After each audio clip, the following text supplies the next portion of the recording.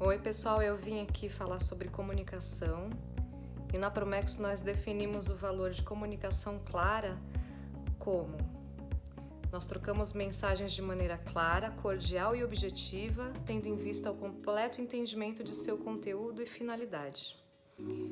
Dentre os comportamentos que a gente espera que sejam levados em consideração sobre a comunicação clara, a gente tem o feedback, que é uma coisa muito importante, comunicação não violenta, a comunicação intra e extradepartamental, a gente fala sobre transparência nas informações que a gente troca, a gente quer espaço para questionamentos, sugestões e reclamações, e a gente também quer um planejamento da empresa sobre as atividades que ocorrem durante o ano. Uma boa comunicação é a chave para o funcionamento pleno de qualquer estrutura, seja ela empresarial, familiar, de amizade. E para explicar melhor como um processo de comunicação funciona, a gente separou um vídeo bem interessante. Espero que vocês gostem.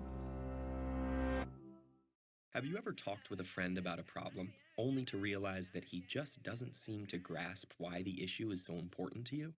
Have you ever presented an idea to a group, and it's met with utter confusion? Or maybe you've been in an argument when the other person suddenly accuses you of not listening to what they're saying at all. What's going on here? The answer is miscommunication, and in some form or another, we've all experienced it. It can lead to confusion, animosity, misunderstanding, or even crashing a multi-million-dollar probe into the surface of Mars. The fact is, even when face-to-face with another person, in the very same room, and speaking the same language, human communication is incredibly complex. But the good news is that a basic understanding of what happens when we communicate can help us prevent miscommunication. For decades, researchers have asked what happens when we communicate. One interpretation, called the transmission model, views communication as a message that moves directly from one person to another, similar to someone tossing a ball and walking away. But in reality, this simplistic model doesn't account for communication's complexity. Enter the transactional model, which acknowledges the many added challenges of communicating. With this model, it's more accurate to think of communication between people as a game of catch. As we communicate our message, we receive feedback from the other party. Through the transaction, we create meaning together. But from this exchange, further complications arise.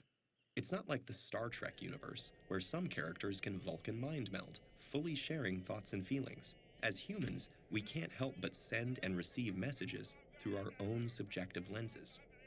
When communicating, one person expresses her interpretation of a message, and the person she's communicating with hears his own interpretation of that message. Our perceptual filters continually shift meanings and interpretations. Remember that game of catch? Imagine it with a lump of clay.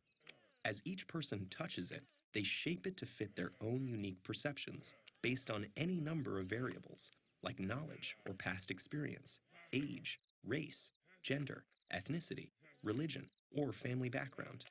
Simultaneously, every person interprets the message they receive based on their relationship with the other person and their unique understanding of the semantics and connotations of the exact words being used.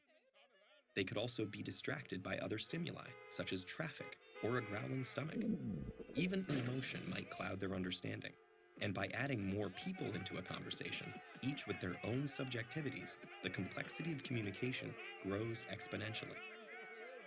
So as the lump of clay goes back and forth from one person to another, reworked, reshaped, and always changing, it's no wonder our messages sometimes turn into a mush of miscommunication. But luckily, there are some simple practices that can help us all navigate our daily interactions for better communication. 1. Recognize that passive hearing and active listening are not the same. Engage actively with the verbal and nonverbal feedback of others and adjust your message to facilitate greater understanding. 2. Listen with your eyes and ears, as well as with your gut. Remember that communication is more than just words. 3. Take time to understand as you try to be understood. In the rush to express ourselves, it's easy to forget that communication is a two-way street. Be open to what the other person might say. And finally, 4. Be aware of your personal perceptual filters. Elements of your experience, including your culture, community, and family, influence how you see the world. Say, "This is how I see the problem, but how do you see it?"